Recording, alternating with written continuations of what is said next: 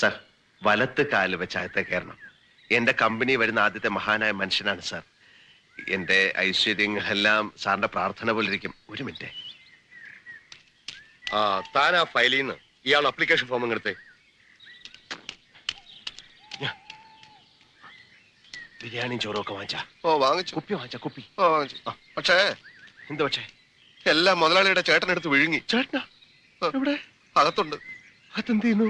അകത്ത് ചുവരിലൊക്കെ ആഞ്ഞടിച്ച് എന്തൊക്കെയോ പുളിച്ച തെറികളൊക്കെ വിളിച്ച് പറയാണ്. എന്റെ അമ്മയെ കൈയും കാലും പിടിച്ച് കരഞ്ഞു കൊണ്ടുവന്നത് അയാളെ തകരാറാക്കൂ? ആവാൻ സാധ്യതയുണ്ട്. അത് നിനക്ക് എങ്ങനെ അറിയാം? ആ തെറികൾക്കിടയിൽ നല്ലൊരു പദം ഉപയോഗിക്കുന്നത് ഞാൻ കേട്ടു. എന്താ അത്? പറയടാ. അവന്റെ അമ്മയുടെ ഇൻസ്പെക്ഷൻ. എന്താണ് പറഞ്ഞേ? സാർ അതല്ല സാർ, അതല്ല.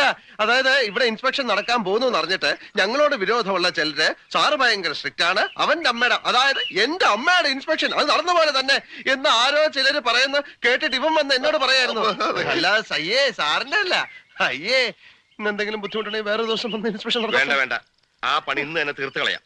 ഇലക്ട്രിക്കൽ സർക്യൂട്ടിന്റെ ഡയഗ്രാം അവിടെ ഉണ്ട്. അവിടെ സാർ അവിടെ ഉണ്ട് സാർ.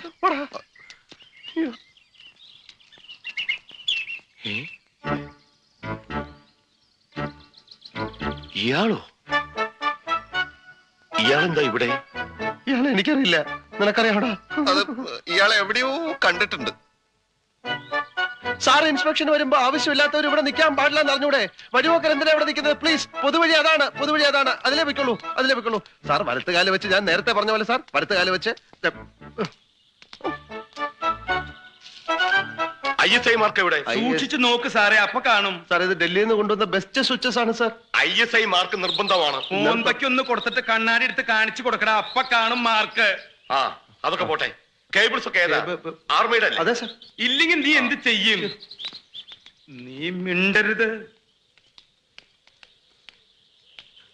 ലൈറ്റിനും മെഷീനും ഒക്കെ ഒരേ കണക്ഷനാണ്. അത് ഞാൻ ഇതിന്റെ അത് പാടില്ലെന്ന് അറിഞ്ഞുകൂടെ? ഇതേ സമ്മതിക്കില്ല. സമ്മതിച്ചില്ലെങ്കിൽ താൻ ഇവിടുന്ന് പോവില്ല. ഇയാളാരാ? സാർ ഒരു വഴിപോക്കനാണ്. അല്ല, ഞാൻ അവന്റെ ചേട്ടൻ. അതെന്റെ കുറ്റമല്ല സാർ. സോറി, ഞാൻ സാറ്റിസ്ഫൈഡ് അല്ല. ഇയാളുടെ കാര്യത്തിലോ വയറിങ്ങിന്റെ കാര്യത്തിലോ? രണ്ടിലും. സാർ ഉടനെ ഇതൊക്കെ ചേഞ്ച് ചെയ്യണം. സാർ അത് ഞാൻ പ്ലീസ് ഒന്ന് പറയാം സാർ. അതായത്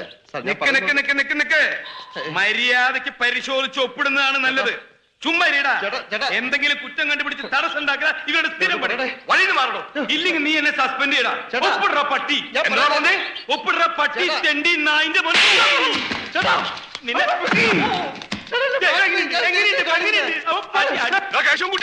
വണ്ടി എടുക്കടാ, വണ്ടി. നിന്നെ വേറെ കാര്യം പറയാനാ.